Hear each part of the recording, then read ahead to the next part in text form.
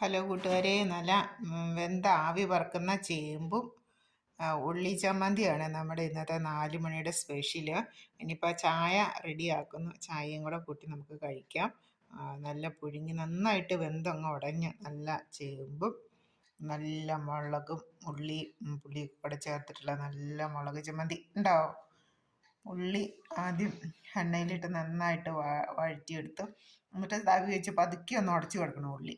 അപ്പം എന്നിട്ട് മുളക് പൊടിയോ അല്ലെങ്കിൽ മറ്റേ ഉണക്കമുളകായാലും നമുക്ക് ചേർക്കാം.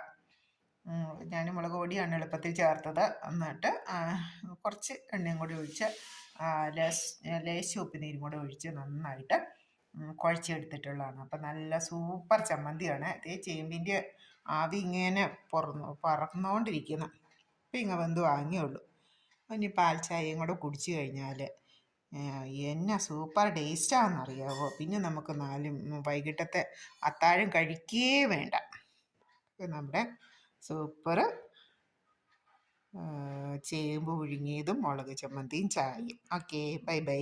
അടുത്തൊരു വീഡിയോ ഇട്ട് അടുത്ത ദിവസം കാണാം. വീഡിയോ ഇഷ്ടമായെങ്കിൽ എല്ലാവരും ലൈക്ക് ചെയ്യണം, ഷെയർ ചെയ്യണം, കമൻറ്റ് ഇടണം. Okay, thanks. Bye bye. Okay, thanks. ഒരിക്കൽ കൂടി താങ്ക്സ്.